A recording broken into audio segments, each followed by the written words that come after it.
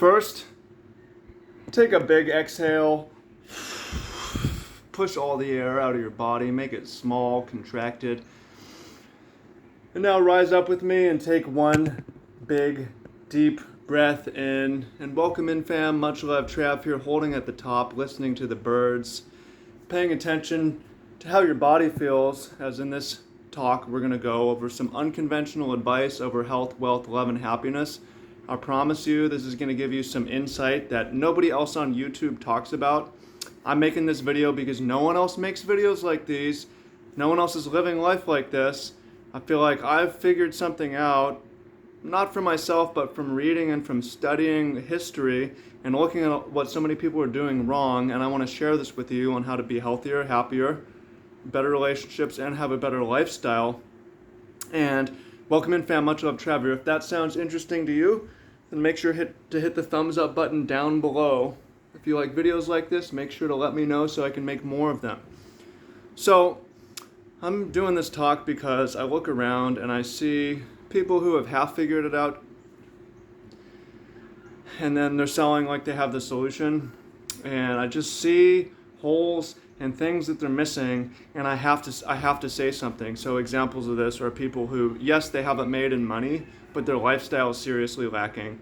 Or yes, they're healthy, but they're lacking a certain kind of vitality that comes with that health. Or yes, they have good relationships, but it's not all integrated into one. So what I'm doing here is not saying, hey, I'm perfect, hey, I have everything figured out, but I have some insights that can help you, even if you're very successful, and will help you if you're starting and you don't even know where to go or what to do. So this is going to help anyone on their journey on this path. Okay, so I think the first place I want to start is with lifestyle, which is time. Because briefly on money is hugely important. I'm not a hippie and going to tell you don't need money. Money is hugely important, but it's a tool. And once you have that tool, it's something that you can use to build a lifestyle. Lifestyle is your time. Your time is most scarce and valuable asset. And your time is how you interface with money. It's how you interface with your health. And it is how you interface with your relationships around you. And it's not just quantity of relationships, it's quality of relationships. It's not just quantity of time, it's quality of time. It's the quality of your health, okay?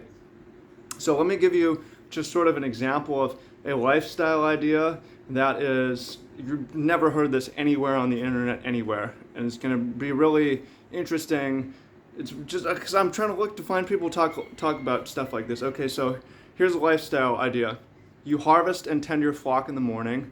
You swim in the ocean, play, and read in the evening.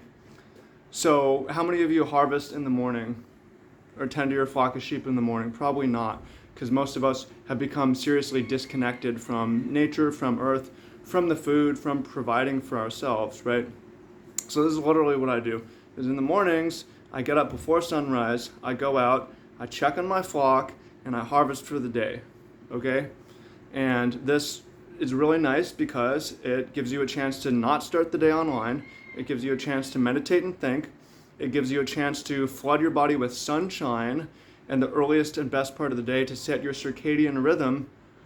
For later, it's focused around food. It's connected. It's going to be community oriented because there's other people that are going to be involved with the flock and with the garden and the food and with the cooking. And that's how you can start your day. Is anyone else doing that? Probably not. There's not many people. Certain farmers are doing it. If you can't do that, that just seems like a world away. That's okay. That was a world away from me 6 years ago, right? So yes, money is important, but money can be a tool that can set you up to harvest and tend your flock in the morning. Now I say swim in the ocean in the evening. Well, maybe you don't live by the ocean. Well, you're missing out. You should maybe think about how in the future, and there's a reason why ocean property is so expensive, how you could swim in the evening. Why is it nice to swim in the evening? It's nice to swim in the evening for the same reason it's nice to get sunshine in the morning, because you want to cool your body as the day goes on, which is going to allow you to get a better night's sleep. So lower your temperature in the evening by going for a swim. And this is also when you play. This is also when you learn. After bed is when you turn off your phone. This is a more common one. You turn off your phone. And when you read and you study and you enrich yourself and you learn, because the best times to learn are early morning and late night, because or not early morning and late night, but as you come in and out of sleep. You're in a special kind of brain state when this happens, and this is going to let you learn faster. So when you absorb overnight and you synthesize as you sleep, and you meditate in the morning. So you sort of study and you learn before you go to sleep. It goes into your subconscious overnight. In the morning, you get a chance to meditate and think about actions that you're going to take. So there's an example about lifestyles. Has anyone else said, hey, morning is when you should harvest and tend to your flock, evening is when you should swim in the ocean? Probably not. Does it sound privileged to you? Possibly. But again, this is something that you can work towards and you can think about. Okay? Now, what else? The midday is a time to nap. Humans are not nocturnal, or they're biurnal or diurnal. Humans are meant to sleep twice. A short nap in the midday and a long sleep overnight. And the short nap in the midday is super valuable, and it's also a good time to do it because that's when the heat of the day is hottest, especially if you live in a hot place or it's summertime. Are you in a life situation where you get to take a nap around 12 or 1? Many people are not. That's something to think about for the future. And if you're wealthy, that's something to think about. Maybe you should take a nap, a power nap or an hour nap in the midday. That's a sign of something that you can do when you're wealthy. When do you do your creative work, creative projects? Creative work and creative projects. So you harvest at sunrise, and the creative projects you also do in the morning before lunch. And the creative projects, any sort of deep work, if you're writing a book, if you're making a course, if you're doing a program, any kind of strategy, when you're looking at data, that's a good time to do it. And stuff like social media or the churning, that sort of work is good to do maybe in the evening before you start to swim, before you power down for the day, right? So this is sort of some ideas about how you can structure your lifestyle to capture more sunshine, to optimize your circadian rhythm and your body temperature throughout the day, and to be more connected to nature and more connected to the people around you. And these things can generate you wealth because, if you think about it, if you're performing at a higher flow and you're healthier and you're happier and your day is sequenced, the money making is not in the harvest and the tending to the flock, it's in the creative work that you do after that. But if you sequence, okay, I'm going to learn, and then I'm going to synthesize, and then I'm going to meditate, and now I'm going to act while it's still early and I still have the energy, boom. So that's some ideas on lifestyle. Now I want to talk to you about, focus with me again for a moment, take a deep breath out. Take a big deep breath in. And let me know what you think about this type of video where I'm hanging out on the outside, or the inside as opposed to the outside. It's and where I am in the day this is sort of the deep creative work where the morning harvest is behind me. So let's talk a little bit about health. So a mistake that I see with health, people not having the full picture, is thinking that it's diet and exercise. And certainly diet and exercise help, but let me reframe this as nutrition and movement. So it's not like diet, you're on a diet, it's the nutrition, focusing on being healthier and giving yourself more nourishing food and also not poisoning yourself. So when you're focused not on diet but on nourishment and nutrition, then it becomes a lot more exciting and fun to think about what can I eat to nourish myself and give me greater nutrition so I feel better, so I'm happier, so I have more energy, so I'm more vibrant. Yeah, so I look better, but so I feel better. This is really what it's all about. So reframe from diet to nutrition. And then it's not like these foods are bad, but how can I give myself the maximum nutrition? I'm gonna eat a variety of different things, the most nutritious things, not eat the things that have low nutrition or poison. So nutrition, but reframing from exercise to movement. If you look at the blue zones, a lot of the longest living people in the world don't exercise. They move a lot, they don't exercise. The longest living men in the world are shepherds in Sardinia, an island off of Italy. Some of the longest living Americans are gardeners, Seventh-day Adventists out of Loma Linda, California.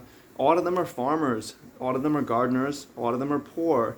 It's not necessarily about money. Money obviously helps because to have a lifestyle like that, it increasingly helps if you have money, right? But it's not about, by all means exercise, especially if you have a job where you spend a lot of time inside, but maybe you should think about how in the long term you can get outside of that job, how you can cram your 9-hour workday into 2 hours of focused work and you make a bigger impact because you're taking advantage of automation, you're taking advantage of delegation, you're taking advantage of scale, you're taking advantage of investments and passive income and so on, different things that you can do to free up your time to make these sort of lifestyle decisions for you a reality. So I'm not saying don't work out, but if you harvest in the evening and you swim if you harvest in the morning and you swim in the evening, that's already a lot of movement for the day. And yes, if you do weights, if you surf, if you play a sport, if you do something else, that's going to be great for you too. But it doesn't need to be like exercise, like I want to move, I want to get out and move in the sunshine and do it as I do my work. It's more integrated. And then when we talk about relationships, all these things can be integrated as well. Like, who are you harvesting with? Who's also tends the flock? Who do you do your creative work with? Who do you go to the ocean with? Who do you read with? Who do you eat your meals with? These sorts of things become more integrated. Now, when it comes to the money side of thing, I don't want to talk so much about. Well, let me talk a little bit about the money side of things. Like we said, money is hugely important because money is like stored time, right? So the more time you can store up, the more you can allocate your time how you want to do it. However, what you want to avoid is creating a lifestyle or money that's dependent on an unhealthy lifestyle. If you do that, then you're going to become very unhappy. You're not going to be very healthy. You're going to miss out on high quality relationships. You're going to suffer.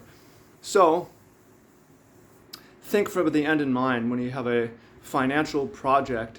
How can it be something that you can make a huge impact with a small amount of time? When you're doing things just for money, because a lot of the things that you do for lifestyle, they're not going to pay you very well. There's things that you can do to make them pay you better, but how can you make 80% of your money in 20% of the time is an idea, right? Like, you're not going to make the money farming, even though it might be 80% of your time. How can you make the money in 20% of your time, right? So think with the end in mind from the beginning, okay? Because what's the point of being rich if your lifestyle is computer, phone, airplane, meeting, car? You miss out on the harvest in the morning and the ocean in the evening, right? So these are some ideas that I want you to think about. And again, I'm sharing this because I couldn't find another video on YouTube or channel like this. So if that sounds interesting to you and you want more content like this, and make sure to comment down below, let me know. Make sure to hit the thumbs up so I make more videos like this. And if you're a man and you're watching this and you're like, man, I want to get to that. Those are some good ideas. Nobody else is talking about this stuff. I want personal help. I'm successful, but I want to be more successful. I have things going for me, but I want to get further along. There's a link down below of how you can talk to me one-on-one and get help from me one-on-one. So if that sounds like something you're interested in doing, click the link down below, and I look forward to talking to you soon. And again, if you found this video interesting, make sure to comment. Let me know. I appreciate you. Much love, and we'll be back soon. And let's close it with one more breath out and one more deep breath in. Peace.